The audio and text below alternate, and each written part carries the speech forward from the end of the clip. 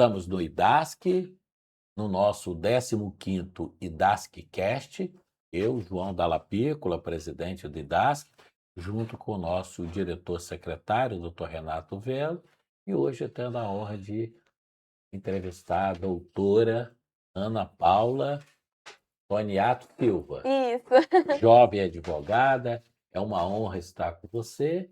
Aí vou te passar primeiro a palavra para o Renato, para ele dar as boas-vindas. Ei, doutora, doutor João, estamos aqui de novo no IDASC. Seja bem-vinda, doutora. Muito obrigada. Vamos lá? Vamos lá, doutor João. Então, e aí eu vou te dar a palavra agora para você se apresentar e depois eu te faço a primeira pergunta. Boa tarde a todos, doutor João, doutor Renato. É um prazer enorme estar aqui nessa mesa, dividindo esse momento com vocês. E espero poder contribuir aqui hoje representando a jovem advocacia. Muito bem. Então começa contando para a gente quem é a doutora Ana Paula Toniato Silva. Bom, eu sou de Itarana, uma cidade pequena do interior do estado, região serrana. Vim para Vitória aos 16 anos, sozinha, e nesse momento eu não tinha familiares aqui na região, então morei em República com algumas pessoas que também tinham o mesmo interesse, não eram inclusive pessoas conhecidas, né? Mas fui muito incentivada pelos meus pais aos estudos, então por isso vim aos 16, fiz terceiro ano do ensino médio por aqui, e aí já me preparei para o vestibular, passei na Faculdade de Direito de Vitória, foi onde eu me graduei em Direito e posteriormente me especializei em Direito do Trabalho. Sou a primeira do meu núcleo familiar com ensino superior, então é um motivo de muita alegria para mim e hoje eu exerço a advocacia com todo o peso dessa responsabilidade. Então você já explicou que saiu do interior, veio para Vitória e você está aqui cheia de vida. Então conta para gente quais as dificuldades você, jovem advogada, enfrenta em Vitória. Bom, a advocacia traz muitas dificuldades na realidade para todo mundo que está iniciando, né? Eu não tenho ninguém na família que exerce a advocacia ou qualquer outra área do direito, então naturalmente eu preciso me relacionar, conhecer as pessoas, e foi através da minha dedicação, do meu esforço, que eu consegui. Hoje acho que eu consigo dizer que estou prosperando nesse sentido, mas consegui criar relações, atuei desde a faculdade em escritórios de advocacia de grande renome na região, então tive a oportunidade de estar ao lado de grandes profissionais, aprender, mas as dificuldades são especialmente relacionadas à credibilidade associada à idade, né? Hoje a gente ainda vê muito a ideia de que o bom advogado é o advogado de cabelo branco, né? Vamos dizer assim. Mas eu também não vejo isso como algo insuperável. Eu tento passar por esses obstáculos de forma muito leve, com paciência e com muita dedicação. E acho que isso é natural, mas não impede lograr o meu objetivo. Sua primeira audiência na justiça. Esse é um grande momento. Minha primeira audiência foi uma audiência trabalhista, doutora Fátima. Inclusive, eu fiz ao lado de um grande amigo e parceiro, Dr. Vinícius, que na ocasião mencionou que seria minha primeira audiência, então foi muito leve, ela sabia que era a minha primeira audiência, mas assim, não era uma audiência de instrução, naturalmente, era uma audiência que seria adiada para perícia, salvo engano, mas quebrei aquela barreira da primeira vez, né? Mas é um momento importante para o A advogado. doutora Fátima, juíza do trabalho, ela tem o meu respeito, minha admiração. Sim, E ela foi é com um a ser pessoa humano certa. incrível. Você é uma menina de sorte. Tive Menina não, sorte. doutora de sorte. E qual a sua expectativa para o futuro? Minha expectativa é a expectativa natural de todo jovem advogado, que é um dia ter o meu próprio escritório, criar a minha própria equipe e tocar o meu próprio negócio. Construir sua própria carreira, sua própria estrada e ter credibilidade. Isso. Mas vejo isso com com a necessidade de ter um pouco de paciência, porque é um passo muito largo, mas eu pretendo construir minha credibilidade, bons relacionamentos e uma experiência maior na área, onde tomar essa decisão importante. Eu sou advogado por mais de 40 anos, 46 anos no meio jurídico. Eu também passei por tudo isso que você está passando. Me vejo em você, mas eu sempre tive essa leveza, eu sempre tive facilidade com clientela. E o grande segredo é você realmente, que você me diga, atender o cliente, faça sua petição rápido, diligencie, seja transparente e você vai embora. Então, você já me respondeu suas expectativas, quem é você, da onde você veio e que você gosta do direito do trabalho, como eu, né? Que você foi trabalhar nesse atual emprego seu e se é o primeiro emprego.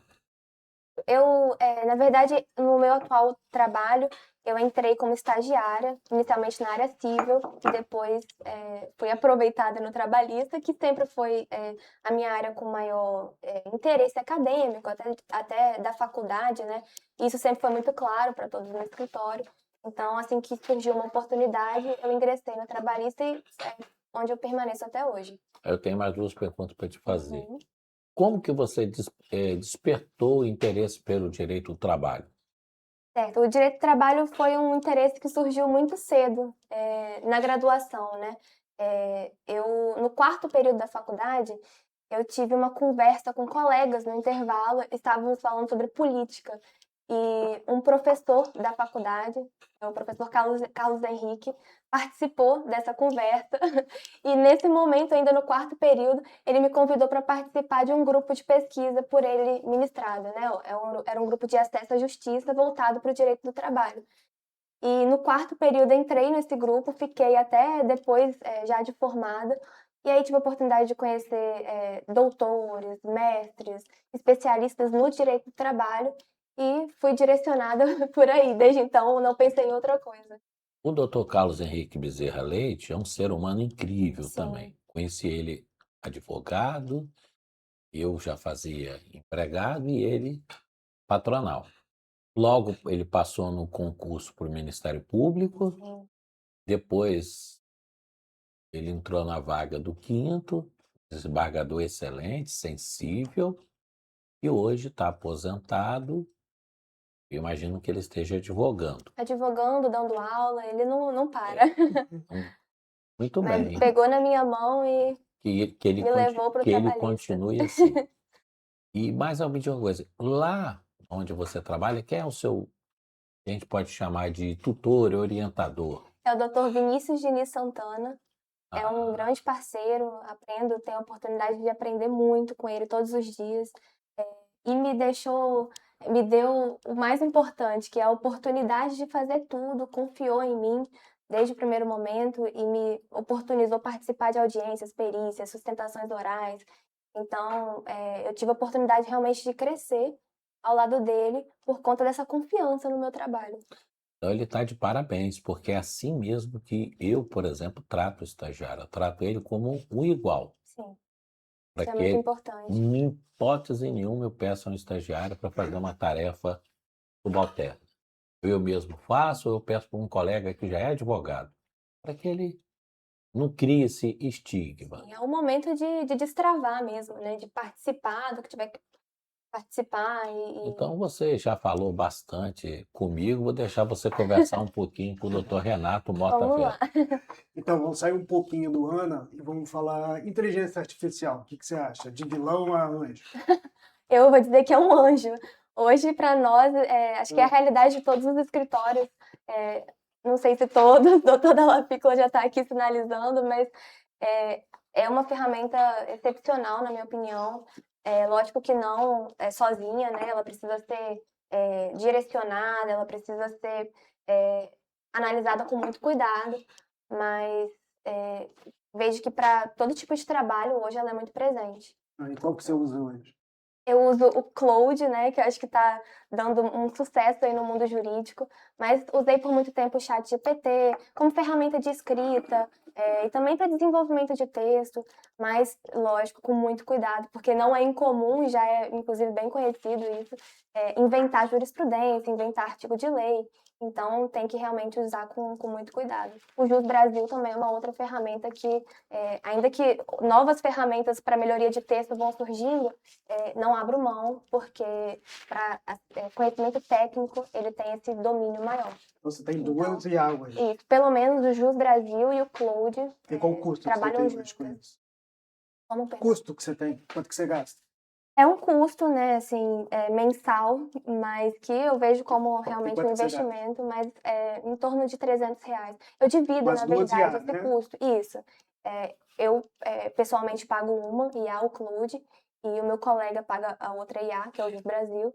Então, dividindo esse custo aí, todo mundo usa junto e soma muito no dia a dia. Então, acho que eu tenho uma vaga lembrança que você já escreveu um livro ou participou de alguma coisa parecida. Sim, eu tive uma paixão, hoje ainda existe, logicamente, mas coloquei em segundo plano, no mundo acadêmico, em razão dessa minha participação também no grupo de pesquisa durante a graduação, esse interesse na área acadêmica me acompanhou ao longo de toda a graduação. Então, eu escrevi artigos, publiquei artigos, alguns no grupo de pesquisa, outros fora dele, mas também escrevi capítulo de livro pela UFES, apresentei um seminário. Hoje eu estou seguindo um pouco mais objetivamente na advocacia, mas esse amor ainda existe dentro de mim, com certeza, pela área acadêmica. Algum artigo em especial você se recorda? Durante a graduação, os artigos no grupo de pesquisa eram muito voltados à reforma trabalhista. Eram artigos críticos à reforma trabalhista, em alguns pontos específicos, logicamente. Mas depois disso eu escrevi sobre temas também ainda atuais, né? Pejotização. Esse artigo publicado no capítulo de livro foi sobre pejotização. Então, sempre ao momento, né? Tem que estar específico ao momento. Sobre pejotização, eu já publiquei duas matérias. É um tema fascinante. O que você acha do exame de ordem? Mas já te antecipo que eu sou contra o exame de ordem. Pode falar. O exame de ordem é muito temido pelos estudantes de direito, né? Acho que gera uma ansiedade muito grande, tem toda essa questão que talvez não reflita o conhecimento, né? Que é o que se busca, eu imagino, com o exame. Mas eu acho importante para fazer um filtro mínimo, né? Do profissional que está indo para o mercado. Eu acho importante. Qual a sua opinião? A minha eu sou contra, porque é uma maneira que se encontrou. Uns falam que é reserva de mercado, mas para mim a questão maior está na incompetência do aparato estatal em fiscalizar o ensino. E o Estado ele precisa diminuir de tamanho, ele se ater às suas tarefas básicas: educação, saúde e segurança e infraestrutura, aonde nós precisamos do Estado. Então o Estado ele quer crescer muito e não cuida de fiscalizar a educação. E o Estado precisa fiscalizar a educação. Quanto menos imposto, mais vai ter dinheiro na mão do trabalhador. Não adianta dizer, olha, você só vai pagar imposto de renda acima de 5 mil. Quem vai pagar esse imposto de renda? É o patrão. O patrão vai transferir de novo para o trabalhador. Então, você pega países desenvolvidos, o imposto é menor. Está lá a alíquota de 7% de ICMS. Aqui é 25%, média. Não tem como, isso empobrece a população. Então, se o Estado se ater na educação a realmente fiscalizar o ensino, o profissional já sai pronto, já sai, inclusive, porque a mera graduação ele já é doutor em direito. Nós somos o único profissional que já sai doutor da faculdade. Apenas o advogado tem isso. E agora, então, passada essa questão, você é a favor do exame de ordem, eu sou contra, e você, Renato? Sou a favor do exame de ordem. É a favor? Não, mas faz sentido. Perdi Pelos de dois 2 a lados. 1 aqui no quiz, ó.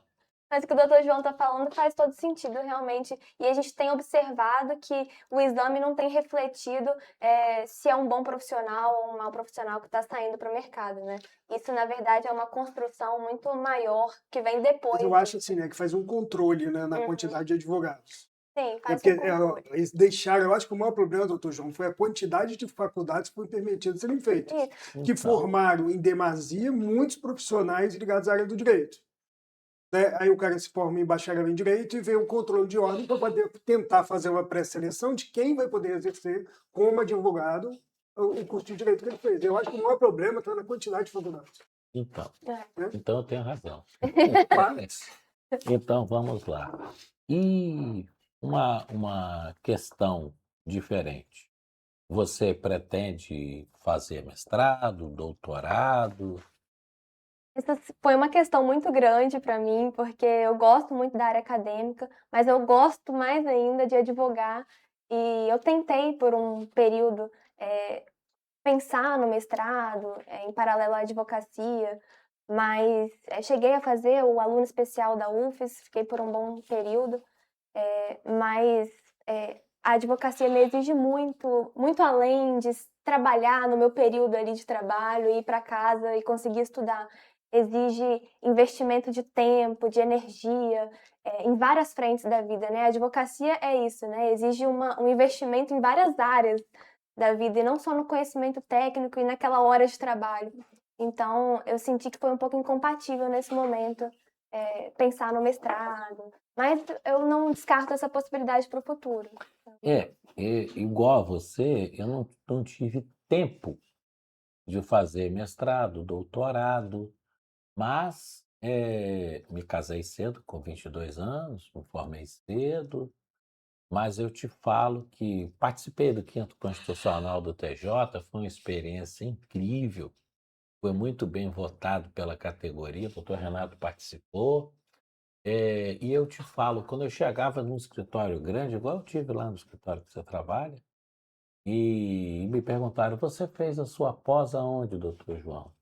Eu sempre respondi, eu sou pós-doutorado sênior em advocacia. Me considero um excelente advogado, e advogar não é fácil. Você tem que tratar bem o juiz e exigir que ele te respeite. Sim, Você tem que tratar bem o promotor, as partes, cuidar do interesse do seu cliente e advogar uma causa lícita. Então, não é não fácil, é. mas ali você tem que ter agilidade, estudar e estar sempre enfronhado na Sim. advocacia. Deixa, Para mim, é uma imersão. Então você não consegue fazer, eu não consigo fazer as duas coisas ao mesmo tempo. eu infelizmente também não consegui. Eu achei que conseguiria, acreditei muito nisso, mas realmente precisei abdicar disso nesse momento para me dedicar à advocacia. É muito mais complexo do que parece à primeira vista. Tem muita transpiração, né? Não é só. É isso. Agora, Renato, posso fazer mais uma pergunta? E você, o que que você me diz destas condenações que estão tendo em advogados por uso indevido de IA? Se você quiser, eu falo a minha opinião primeiro. Pode começar, vou deixar. Eu penso o seguinte: eu sou legalista, eu sou pelo que está na lei, não, sem querer amordaçar o judiciário. Então, a lei diz que você, o advogado, o juiz e o membro do Ministério Público estão no mesmo patamar dentro do processo. Obviamente, o juiz exerce o poder de polícia, se necessário, mas estamos numa mesma superfície. E o nosso estatuto, que é uma lei federal, ele estabelece claramente, isso é no parágrafo único do artigo 32. E se o advogado erra no processo, ele vai ser punido em procedimento próprio. E a jurisprudência do STJ já consolidou. Quem aprecia a falha do advogado é o Conselho da Ordem. Então, no momento que o juiz se arvora em punir o advogado dentro dos próprios autos, ele está quebrando e está, dali para frente, nos próximos processos, o advogado teria que se dirigir ao juiz com um temor reverencial de quem pode lhe punir. E isso não é bom para a sociedade, estaria tirando a voz, não do advogado, estaria tirando a voz da sociedade. O que você me diz disso? Não, eu acho que você tem toda a razão. É importante a fiscalização do uso da inteligência artificial e do seu uso indevido, que pode gerar prejuízo às partes, ao processo. Agora, isso deve ser feito no procedimento adequado. A gente não pode permitir, admitir que se faça da forma como se tem cogitado, né? Acho que existe a via adequada para isso, mas isso realmente não descarta a necessidade de fiscalizar, de observar, De punir, de né? punir, Agiu errado, será punido, mas na via certeza, adequada. na via adequada. Então, a necessidade do dolo, né? A Sim, necessidade de se comprovar que o advogado Mas fez não aquela dentro daquele atitude. litígio, em outro Não, processo não, não, separado. sim, claro, obviamente, a competência para poder pertence ao Conselho da OAB através dos tribunais de ética de cada conselho, né? sim, Ou mesmo que se entende que seja um processo judicial, mas Uhum. que seja autos apartados. sim. Mas no Exército a gente falava assim, que burrice não é crime, né? Então eu acho que há necessidade, no Exército falava isso, que burrice não é crime, é falta de atenção Você e foi falta de militar? atenção. Eu fui militar. Eu fui até tenente do Exército. E falta de atenção já é crime, então, mas não é crime burrice. Então eu acho assim, que tem que existir o dolo, tem que se comprovar que o advogado teve o objetivo de Sim. permitir que aquilo foi feito. Nós Mas temos- não que ele foi enganado pelo OEA, por exemplo, eu Sim. vou fazer uma peça de contestação, vai lá na jurisprudência ou um acórdão não leu que direito. não seja verdadeiro. Aí você não pode pegar o pé da lei, pegar o advogado e crucificar ele, porque ele se esquivou-se, né, de verificar aquela jurisprudência. E Uhum. eu acho que tem que existir ainda, né? Que isso é uma coisa ainda para o futuro, mas tem que existir. Se houve o dolo, se houve a má fé, se houve a intenção do advogado. Ou negligência. Ou negligência, mas o caminho é a OAB. Ele tem que ser julgado na casa dele pelos pares dele. Com certeza. Assim como o Ministério Público é julgado no Pelos conselho seus dele, pares. e o juiz é Eu acho que julgado caberia ao juiz no tribunal. oficiar, né? Até pelo devido processo legal, porque como que você vai ter o devido Não, ele processo? é obrigado. Ele vendo que cometeu a falha, ele noticia. Como que vai ter o devido processo legal de você julgar o advogado no processo dos outros? Não. Não vai ter. Ali ele dá a punição que ele pode, dentro da lei, que é a litigância Eu acho de que o má dolo é fé, importante. à parte, não o advogado. Tem que saber se o advogado teve a intenção. Não Mas o fato ainda dele assim, na via adequada, né? ter. Na vida, claro, sempre, mas tem que existir a Não se intenção do cogita advogado. punir o Ministério Público nos próprios autos. Me diz se você já pensou alguma vez em desistir da advocacia. Não, eu nunca pensei em desistir, apesar de todas as dificuldades que a gente enfrenta todos os dias, né? Sempre foi uma ideia muito consolidada para mim. E me fala mais uma coisa, e concurso? Você tem aí um leque grande de possibilidades no mundo jurídico.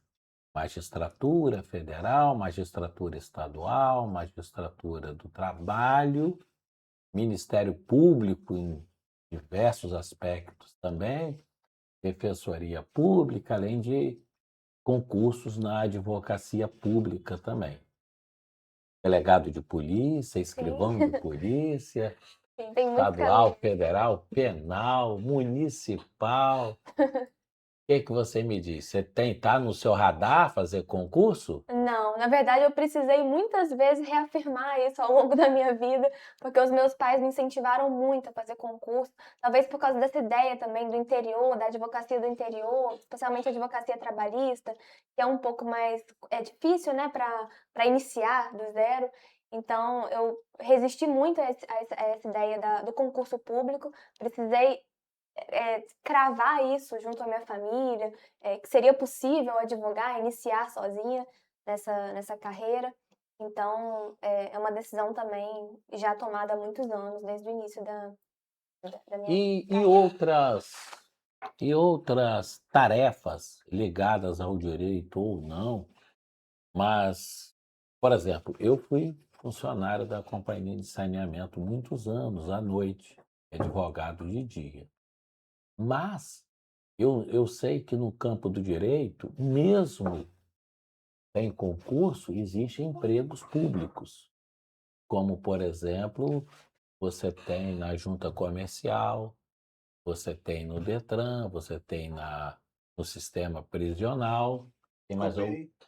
na própria OAB, Não, a própria OAB seria, né, as comissões, né? seria, não, para ser advogado da OAB seria CLT, né? Uhum. Então aí seria advogado em público. Ah, advogado Você, privado. você é divulgado para os jovens advogados essas oportunidades temporárias? Eu confesso que eu não vejo divulgação nesse sentido, não vejo muito falar nisso, mas também o meu objetivo é muito claro. Eu gosto de advogar, eu sou advogada, e isso exige muita determinação, né? Tem que querer muito ser advogado, e por isso eu não penso nessas outras áreas. Eu aposto todas as minhas fichas que você não vai desistir da advocacia. Estou muito determinada a isso. Você lá na sua região, Natal, quem são os advogados que você conhece? Decanos, início de carreira? Eu conheço advogados, são figuras mais antigas, né, que são normalmente advogados criminalistas, tem já, inclusive em época de escola, eu lembro que fazíamos visitas a esse escritório desse grande advogado Te de ocorre algum Itarana. nome? Eu estou tentando me lembrar o nome dele. É um advogado muito antigo. Ah, Eu não me lembro pai e agora. filho. Exatamente. É um senhor É já um senhor bem, bem de bem de idade. idade. Me deu agora um Eu branco tive no com nome. ele o mês passado em Baixo Guandu. O Ele filho continua atuando dele já muito é de advogado idade. público. Sim. E ele usa barba branca, Barba branca, é esse mesmo. baixinho. Não, tem É. várias Doutora histórias dele. Sônia. Doutora Sônia. Sônia Martinelli, claro que sim. Ah, Mora próximo da minha casa em Itarana. Conheço muito desde um nova. abraço para a Um doutora Sônia abraço para ela. Martinelli. Uma grande Ela é advogada. uma referência na Grande região. advogada. Eu, assim, fosse citar o nome, eu conheço todos os advogados lá, porque na campanha do Quinto eu rodei. Isso é bacana. Porque não é comum, assim, Itarana fica um pouco distante aqui da capital. Conhecer um advogado lá com tanta necessidade assim. Nessa região sul, onde tem mais advogados, é Baixo Guandu, né? Uhum. Lá eu sei que tem bastante advogado. É maior a cidade, É bem maior. Aí vai San- Colatina, né? Santa Teresa, Uhum. Itarana e Itaguaçu é São um pouco mais Roque. limitado.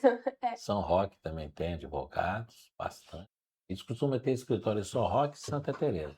Uhum. São Roque, Colatina. São pessoas muito boas. Santa Maria.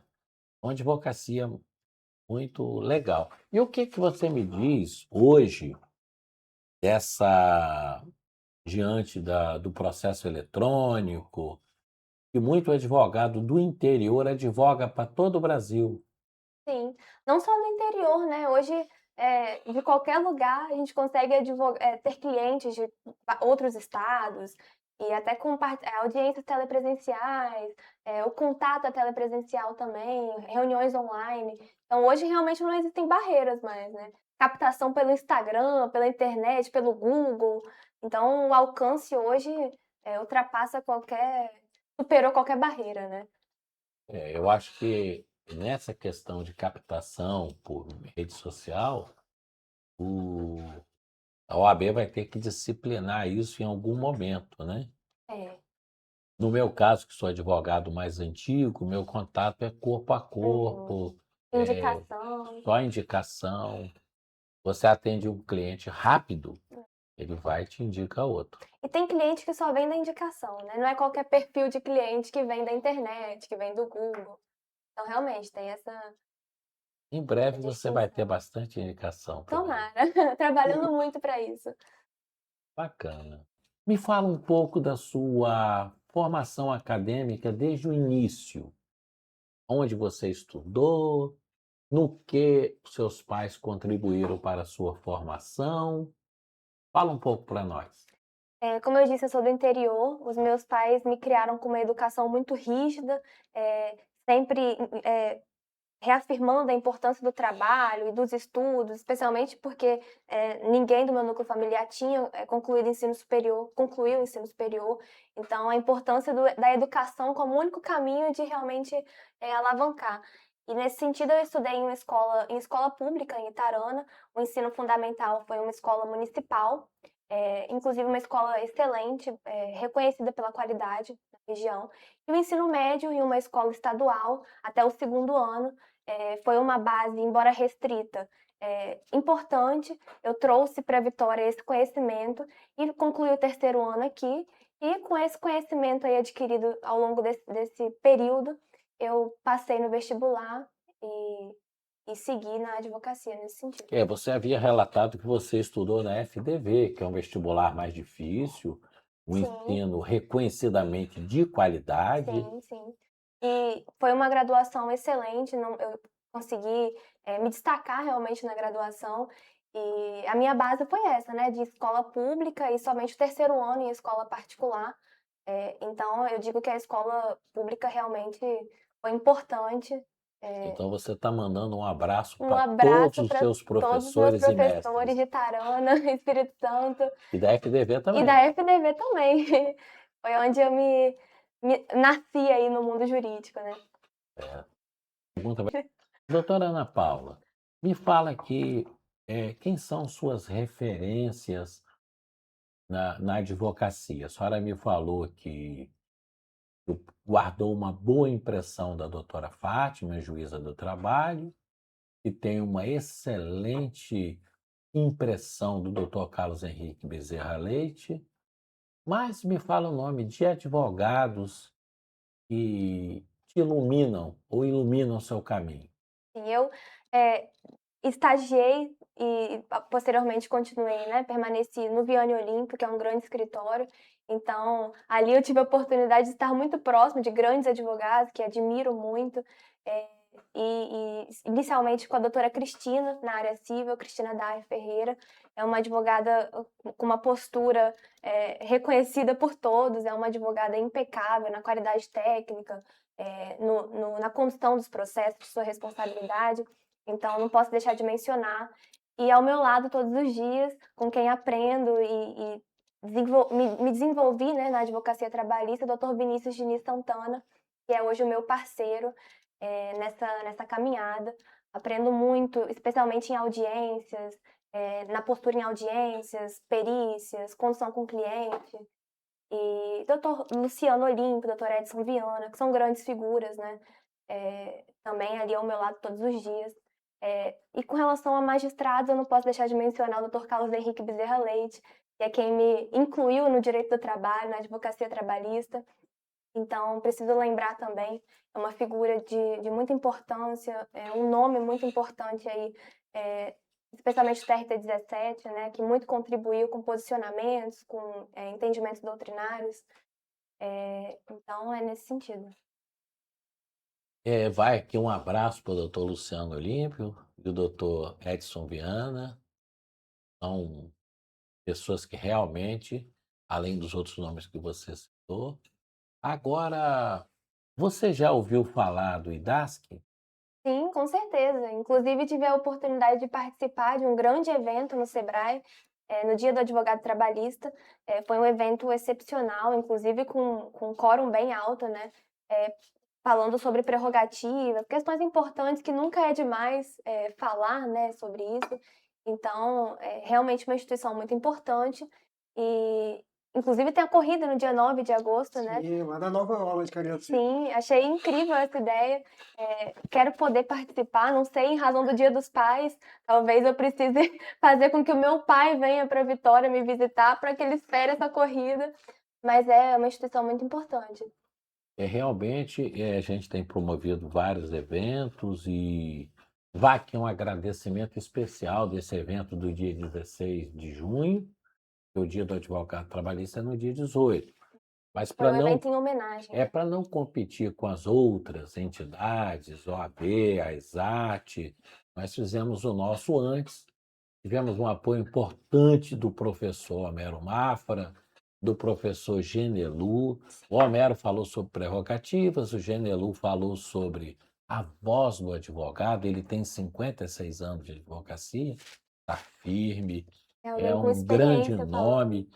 Tivemos também a doutora Vanessa Brasil, a doutora Rosemary de Paula, a nossa presidente da ESAT, doutora Edilamara, o professor Sancler, Sim, foi meu colega de UFES, eu estava saindo e ele entrando, sim. um homem realmente dedicado à educação. Ministério Público, Doutor Stanilau Bose, um amigo, né? muito carismático sempre. Ele foi ótimo, né? E Uhum. o evento realmente ficou lotado.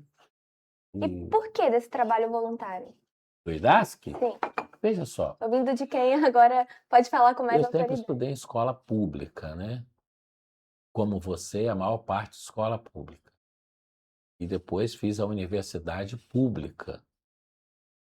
Então, e a advocacia me deu tudo que eu tenho, conhecimento, contatos. E eu acho que eu tenho que retribuir aos colegas. No início da minha carreira, os advogados mais antigos me ajudaram muito, me orientaram. E eu me sinto na obrigação, como toda a diretoria do IDASC, de retribuir para a sociedade e para nossos colegas e amigos advogados.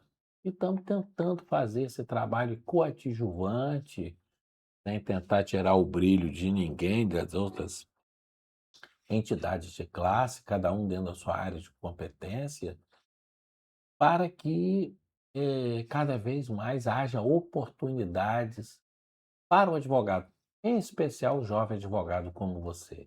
Ele está contribuindo. Queria, inclusive, parabenizar pela iniciativa e Que tamanha bom, importância. que bom. Só para falar, que você tinha falado que seu pai poderia vir, que a corrida do dia 9 de agosto não é exclusiva para advogados, não é isso, doutor João? Posso colocar meu pai para correr Pode botar seu pai também? para correr. A É inscrição, bacana ela não é participar. exclusiva, você não precisa ser advogado para participar da corrida, né? Legal, é Inclusive, importante. se É ele aberta vier, a se qualquer É, ele pessoa. vier, ele vai ser homenageado como participante especial. olha só. Vão ser 20 homenageados especiais, Eu já me inscrevi e vou correr andando. pelo tanto que ele se dedicou para que você hoje fosse essa advogada brilhante e cheia de esperança no coração. Manda um abraço para ele. Queria mandar um abraço enorme pro meu pai, pra minha mãe. Estão lá trabalhando, Fala o lutando. nome deles. Homero Francisco da Silva, Merim, tem que falar Merim, porque senão ninguém conhece. E Dona Leia, muito trabalho mesmo para conseguir fazer com que eu estudasse uma instituição de qualidade, me mantesse em Vitória, né? Que é um custo realmente que não é qualquer família que pode suportar. Eu tive essa oportunidade, se não fosse eles, logicamente que eu não estaria em lugar nenhum. Então, um grande abraço mesmo e um agradecimento eterno no coração de vocês. Estamos chegando ao fim do 15º podcast, hoje tendo o prazer de entrevistar esta jovem advogada, doutora Ana Paula, moça vindo de nossa cidade de Itarã, região Itarana. serrana, uma divisa com a região noroeste, né? Deve Sim. sempre surgir essa dúvida, e está aqui lutando, e o principal, tendo orgulho de seu passado, vivendo o presente e com muita esperança no coração no futuro.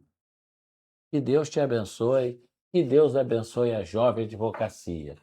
Não é, Renato? E Isso você, aí. Renato? Então, a palavra fecha, deixa você fechar os trabalhos hoje. Então, a Ana Paula ela é uma jovem advocacia brilhante, uma jovem advogada brilhante. Eu conheço a Ana Paula há alguns anos, o trabalho dela, desde que eu conheci, sempre foi dedicada, esforçada, e ela tem uma coisa que é a humildade nos atos dela, ela é dedicada em tudo que faz. Agradeço, Ana Paula, por ter vindo aqui com a gente te espera lá na corrida, junto com o seu pai. É importante. Divulga a corrida, tá? Com certeza. Eu E agradeço tamo junto, muito obrigado por a tudo. oportunidade, esse momento aqui com vocês. Eu desejo muito sucesso ao IDASC. Quero poder participar dos eventos e estar por perto dos trabalhos que essa instituição tão importante tem feito. E desejo muito sucesso também para a jovem advocacia, que não desistam, que persistam apesar das dificuldades. E o que importa no final das contas é a dedicação, o esforço e o cuidado nesse trabalho. Que Deus nos abençoe. Deus nos Amém. abençoe. Amém.